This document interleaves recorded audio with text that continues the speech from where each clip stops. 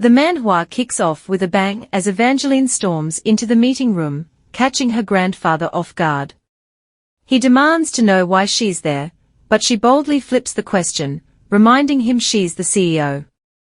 He tries to send her home, claiming they'll sort it out later, insisting it's not appropriate for her to barge in like that. Frustration builds as he commands her to step down, announcing the board has chosen a replacement. Shocked, she questions the demotion, highlighting her role in the company's success. He drops a bombshell. Her DNA test results suggest she's not his granddaughter. Disbelieving, she argues it must be a mistake, but he's done the test twice. Crestfallen, she asks if her CEO position is in jeopardy because of a lack of blood relation. She laughs it off, attempting to dismiss the seriousness, but her grandfather remains resolute. He proposes she continue as a director, assisting her sister, but she scoffs and laughs even more. In a moment of defiance, she calls him by his name, asserting that without her, XY Corporation will crumble. Proudly, she walks out, leaving a brewing storm behind. The scene shifts, and there's Evangeline, holding the DNA results, wondering if that's the reason she's always been treated like a robot since childhood. She questions if her parents' lack of love and care stems from this revelation. Angered, she speeds through the streets, trying to reach her fiancé Julian. In the car, she dials him, but he doesn't pick up. Frustrated, she zooms to his apartment. In the elevator, she mutters about needing to talk to him, as he's the only one who can understand her. She barges into his apartment, finding a pair of ladies' heels. Sneaking to his room, she opens the door only to discover Julian with another woman in a compromising situation.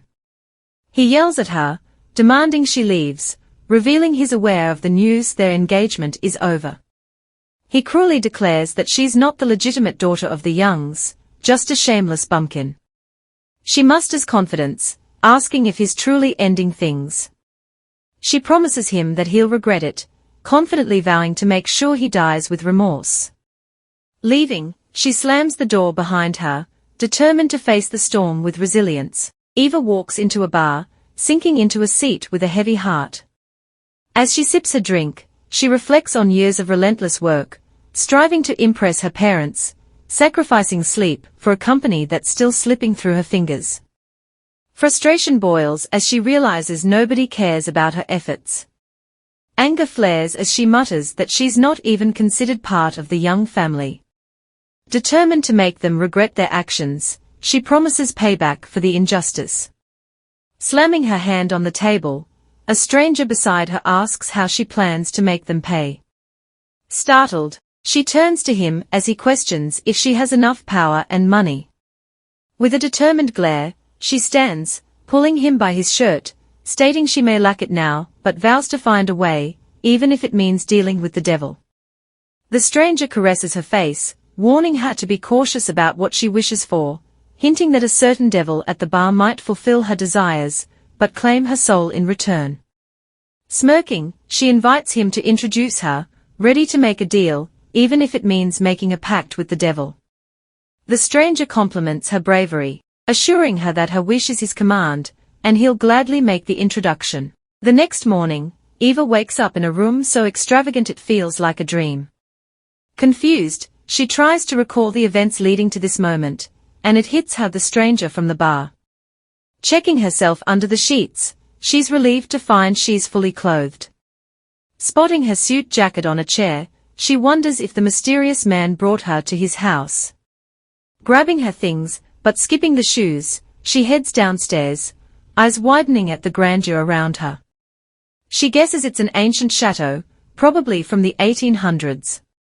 As she reaches for the door, a voice startles her, asking if she's escaping already. Turning, she sees the man in a black robe with a glass of wine.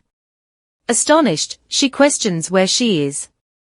He casually informs her she's in hell, leaving her confused. Thinking he's joking, she questions him, but he chuckles, reminding her she wanted to meet the devil. Angry, she stares at him, convinced he's playing games. As he approaches, using a finger to press her forehead, calling her his pet, she grabs his hand, rejecting the label and apologizing for any trouble caused. Attempting to leave, she reaches for the door, but he slams it shut. Leaning in, he tells her that apologies and thanks won't cut it, especially after all she's done. Confused, she wonders what she could have possibly done. He hints at evidence, untying his robe to reveal a bite mark on his neck, leaving her stunned. Recalling the wild night before, Eva practically dragged him into his car, demanding a trip to meet the devil. Armed with her wallet, she questions him about what he wants. On the way, they spot a couple outside engaged in a passionate kiss, and the girl biting her partner. Eva shoots him a strange look, crawling towards him, claiming she has no money, but figures a kiss and a neck bite should do it. Without resistance, he allows her to go through with it, cautioning her about potential regret. Completing the unusual transaction, he takes off his shirt and hands it to a man nearby, leaving Eva somewhat bewildered. Placing her head on his bare chest, he tells her that if she's so keen on going to hell, he'll be the one to take her there. Back in the present, processing the bizarre events of the previous night, Eva, disappointed in herself, queries him about the amount of money he wants. As she glances around the room, it dawns on her that money isn't the issue. Determined to unravel the mystery, she urges him to reveal his identity. In response, he drops the bomb, claiming to be the devil himself. Staring at him in disbelief, she wonders if he's just trying to seduce her. Snapping out of it, she insists he takes her seriously and spills the truth, threatening to leave. He introduces himself as Gage Acheron. Eva, apologetic for her actions, blames the whole ordeal on the influence of alcohol. Attempting to make amends, she suggests money as compensation for the inconvenience. Gage dismisses the notion, asserting he's the victim, and he should decide. Puzzled, Eva asks what he wants. His request surprises her. He merely wants her to stay with him until the bite mark on his neck fades away. Standing there, Eva finds herself in a state of confusion, trying to make sense of the surreal situation. She's a bit puzzled, wondering how long it'll take for the bite mark to disappear, maybe a solid 10 days, or even 2 weeks. Is he just messing around?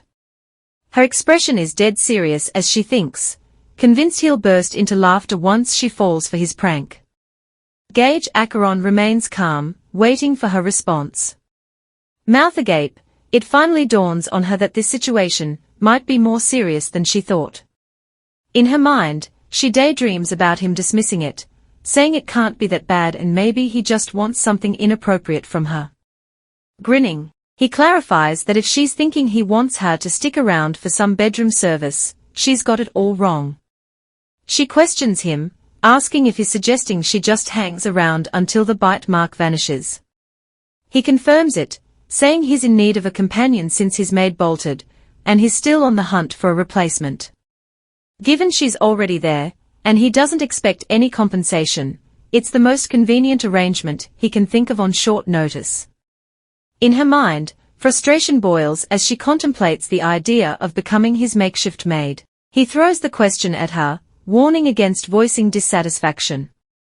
Resisting the urge to retort that she'd rather share a bed than play servant, she reluctantly agrees with an irritated fine. His smirk doesn't help.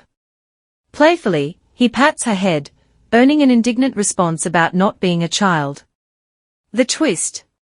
Now she's not allowed to leave until his bite mark magically fades. He strides off, leaving her to ponder her predicament. Then, he calls her over. She protests, claiming she lacks proper clothing. Unfazed, he promises to get everything she needs during her stay. He summons someone to fetch women's clothes, leaving her to sigh. An attempt to delay is met with a reminder that the deal's sealed. Ordered to return to her room and shower, he assures her clothes will arrive shortly. Steaming with frustration, she storms off for a shower, hoping to wash away the day's bizarre twists. Emerging, she spots a stunning set of pajamas on her bed. Determined to persuade him to release her from this absurd arrangement, she approaches him, relieved that he's finally clothed. Yet, his impeccably perfect physique proves to be an unexpected distraction. Swearing to herself to be the one to speak first, her plan crumbles as he surprises her by dropping to his knees. A pair of adorable fluffy slippers magically appear at her feet, leaving her momentarily stunned. He instructs her to put them on, and she remains dumbfounded, trying to make sense of this surreal situation.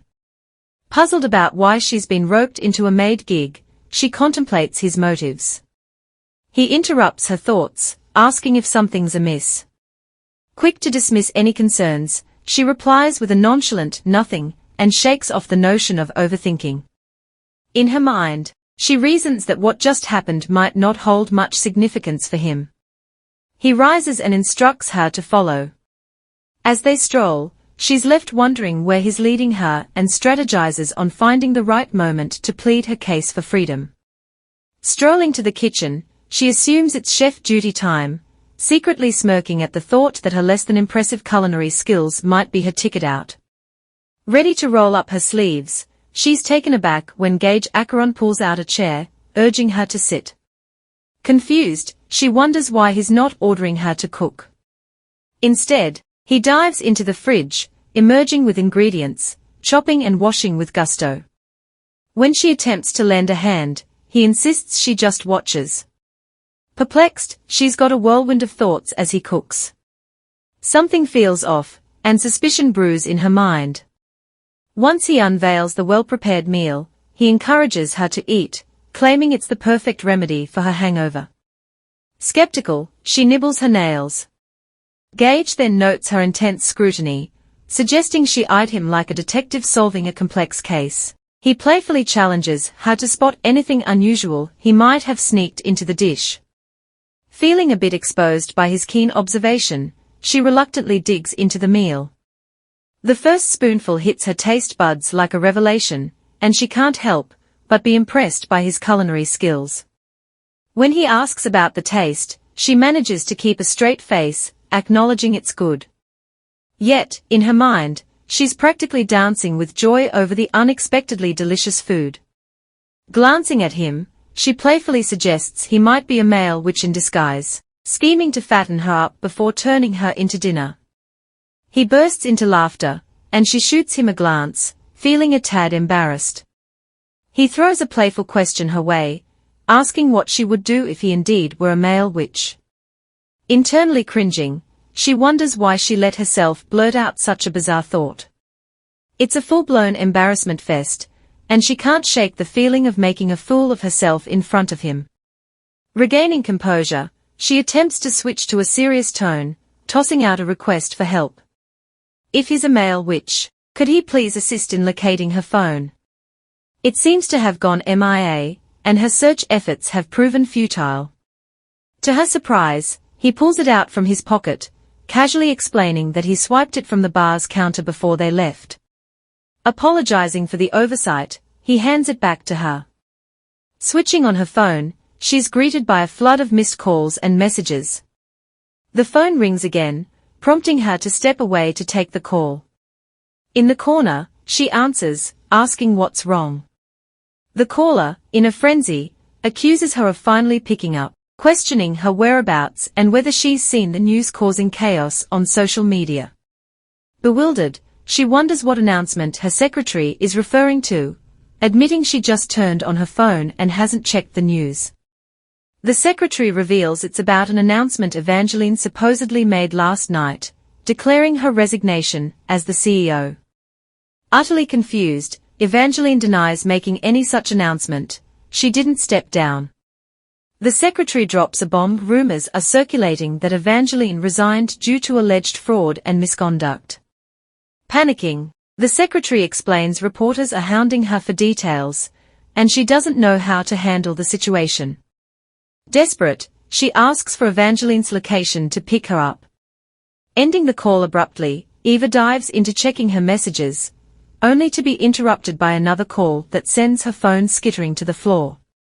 Gage Acheron steps in, retrieves the phone, and inquires about the issue.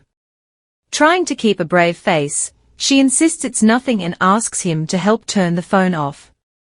However, a noticeable tremor in her hands betrays the turmoil within. Amidst the shaky atmosphere, Gage senses an unwelcome presence and excuses himself, promising to return. In her thoughts, Eva grapples with the overwhelming sense of someone actively trying to ruin her life. Determined not to be a victim, she vows not to forgive those responsible and plans to make them pay for every injustice. Realizing she needs to take action, she contemplates leaving the house to confront the situation head-on. Staying put might lead to an explosive outburst, and she's acutely aware that time is of the essence. The urgency propels her decision to face the storm brewing outside, setting the stage for a confrontation she is determined to navigate on her own terms. Eva is taken aback when she spots Gage in the company of someone familiar, Mr. Park, the notorious secretary of Mr. Carlson, the CEO of ASEAN Enterprise. Confused, she questions why he's there. Overhearing their conversation, she learns that Mr. Park is on a mission from his boss. He's there to ask Gage one last time if he has any interest in taking on the CEO position at ASEAN. Mr. Park explains that if Gage remains uninterested, the chairman has a list of candidates ready to step into the role. The revelation leaves Eva in shock, pondering who this enigmatic man is that is being considered for the position of CEO at her rival company. In the midst of the unexpected revelation, Gage responds to Mr. Park's proposition, pointing out the demanding nature of the CEO position. However, Mr. Park counters, revealing that he was a co-founder of the company, implying that he's more than capable of handling the role. Gage, though, remains uninterested, expressing concerns that he might lead the company to downfall due to his waning interest. Gage questions the need for working hard when he already possesses wealth beyond his needs. Unfazed, Mr. Park hints that perhaps Gage is bored and needs a new challenge. With a smirk, Gage retorts that taking the CEO position would be the fastest way to boredom for him. Mr. Park conveys his understanding, ready to inform his master about Gage's decision to step aside. Before Mr. Park can finish his sentence, Eva, unable to contain herself, interrupts with a resounding shout, urging him to wait. Mr. Park addresses Eva by her surname, questioning her presence. Gage chimes in, casually mentioning she's his guest. However, Mr. Park, ever the detective, suspects Gage might be hiding a woman, and to top it off, it turns out to be the CEO of ASEAN's rival. Unfazed, Eva intervenes, asking them to hold on for a moment and pulling Gage aside. In their private conversation, Eva gets straight to the point, questioning Gage's decision to reject the CEO offer. Gage, nonchalant, labels himself as pretty lazy and not interested in spending his bachelor life glued to a chair chasing unnecessary wealth. He's a wealthy heir with money working for him through investments, living a carefree life in retirement. Seizing the opportunity, Eva proposes a solution: he should hire her. Revealing her identity as the former CEO of XY Corporation, she pledges to revitalize ASEAN and crush XY Corporation in the process. Gage, connecting the dots, realizes she's the female CEO responsible for XY overtaking ASEAN. Undeterred, Eva urges him to accept the CEO position, assuring him she'll do all the heavy lifting. She acknowledges the reluctance of the chairman and board to accept her but insists that hiring her is the strategic move, especially considering Gage's role would be minimal, confined to occasional meetings while she handles the groundwork. Gage, intrigued, questions Eva's willingness to do all the work behind his shadow. Undeterred, she asserts she doesn't care, what matters is taking revenge and making them regret. Her determination to make them feel the pain of losing something precious fuels her resolve, and she's ready to repay them with added interest. Acknowledging her determination, Gage agrees to strike a deal.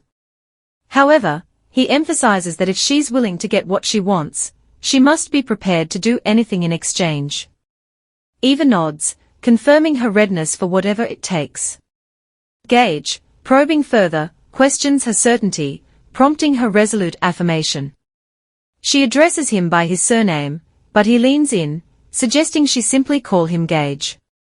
Amused, Eva tells him to stop, but he notes her apparent relaxation and proceeds to hint that he'll be stating his price for the bargain. In a surprising turn of events, Gage drops the bombshell, proposing that Eva marries him. Shocked and flabbergasted, she questions if he's merely trolling her. However, he assures her it's no joke. Perplexed, she directly asks if he genuinely wants to marry her. Gage, cryptic in his response, mentions it's not the answer to the obvious question. Curiosity and confusion linger as Eva queries why he's chosen her, a stranger, to be his potential spouse. Gage, nonchalant, suggests that she might be underestimating her worth, questioning why she thinks she's not worthy of being with someone like him. Eva, quick to refute, insists that he's the fortunate one in this scenario. As the proposal hangs in the air, Eva urges a pause, highlighting the need for more time to consider and discuss conditions. She's certain there must be conditions he's contemplating, and she wants to know them before making a final decision. Gage, appreciating her cautious approach, notes he needs to inform Mr. Park of his decision. Eva, half-jokingly, encourages him to accept now, but Gage raises the concern of her changing her mind. To alleviate his fears, Eva proposes signing a formal contract, a suggestion Gage finds agreeable. Gage swiftly pulls out his phone, dialing someone to expedite the contract process. He instructs her to wait, assuring that he'll divert Mr. Park's attention while they prepare the agreement. Reminding her that once she signs, there's no turning back, he leans in, whispering a final chance for her to reconsider. As he engages with Mr. Park, she's left alone in the room, contemplating the unexpected proposal.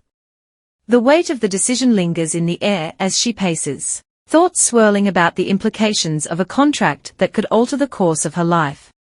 Gage returns, brandishing the contract, revealing he bought them an extra hour with Mr. Park.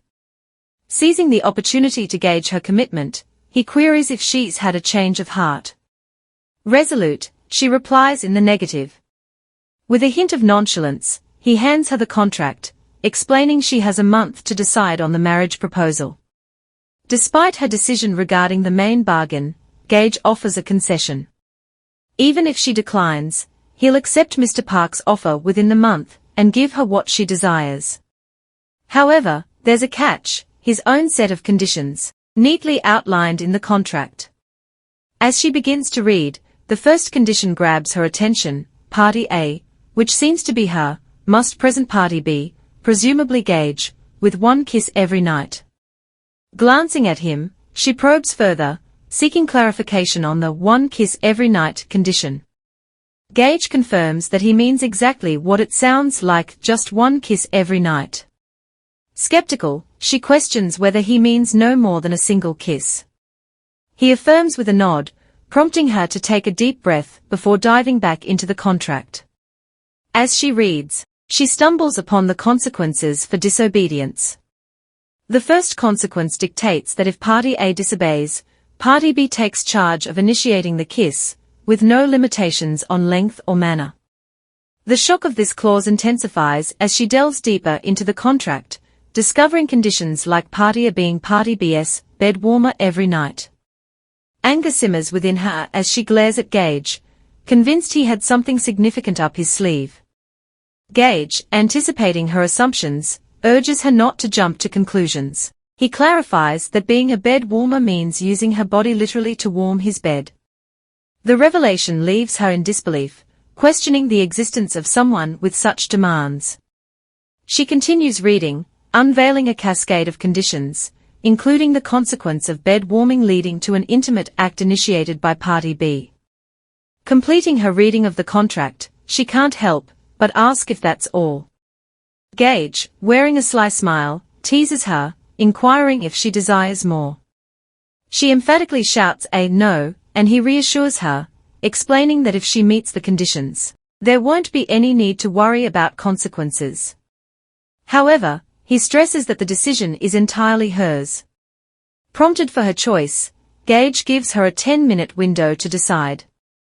In her thoughts, she wrestles with the realization that finding a better deal might be impossible, particularly with the rumors staining her reputation.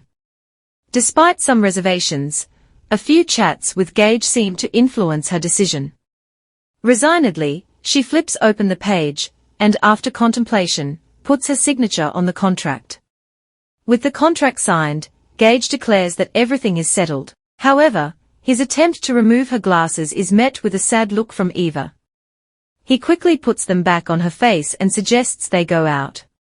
Eva, asserting her desire to be called by her real name, insists that he stops using the term pet.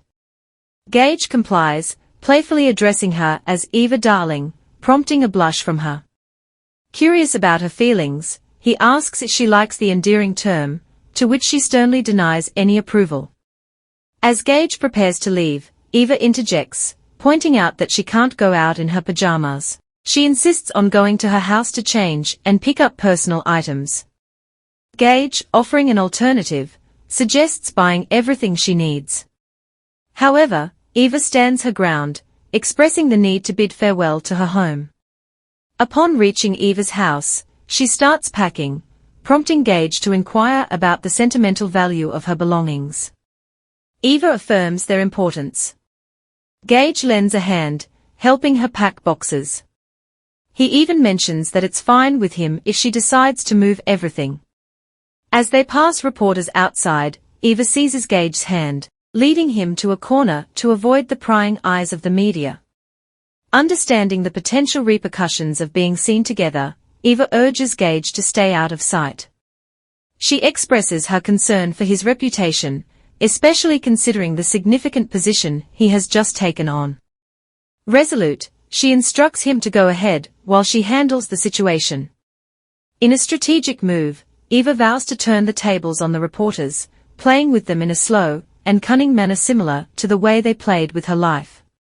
She pledges to make them believe she's gone, perhaps even making them think she's dead. The plan involves letting them lower their guard, relishing in their temporary happiness before revealing the reality of the situation. Gage, impressed by her resolve and cunning strategy, pays her a compliment as they navigate the intricacies of the game they've decided to play. Returning inside the house, Eva reveals her collection of clothing to Gage. Disappointment colors his expression, prompting him to question if that's all she has. With a nod, she confirms the limited options. Gage, seeking more variety, inquires about her dresses. As she shows him, confusion marks his expression. Eva, understanding his desire for a disguise, takes charge and insists he leave it to her. She promptly pushes him out of the room and slams the door, leaving him to wait. Moments later, the door swings open, and Gage is left looking utterly speechless. Upon seeing Eva's transformed appearance, Gage is left exclaiming, "Oh my, what is she wearing?" Eva, confident in her disguise, asserts that no one will recognize her now. However, Gage expresses skepticism, predicting that the reporters will still be suspicious and might mob her. Eva, maintaining her belief in the disguise, underestimates the reporter's capabilities. Gage, cautioning her, advises against overlooking the reporter's keen instincts. He proposes a better solution to extricate her from the mess she's in. In a swift move, a lady named Eloise enters the scene. She's introduced as a skilled makeup artist. Greeting Eva, she turns to Gage, who reveals that Eloise will be the one to dress her up. Shortly after, Eloise emerges, declaring that she has completed the makeup, and all that remains is for Eva to put on the dress. Gage expresses gratitude and dismisses Eloise, seeming a bit impatient, as he checks the time. Knocking on Eva's door, he urges her to speed up, and unable to contain his impatience, he starts opening the door. Upon entering, Gage is struck by Eva's transformed appearance and stands there stunned. Blushing, she attempts to retreat, but Gage, captivated by her beauty, stops her. He insists she doesn't need to change and leads her to a mirror, emphasizing that this is how she can hide in plain sight. To enhance the disguise, he carefully places a black glass on her face. Encouraging her to carry herself confidently, Gage advises Eva to hold her head high with her chest forward.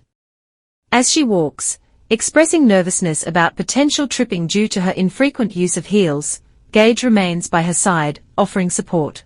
Assuring Eva not to worry about tripping, Gage walks beside her, providing a steady presence.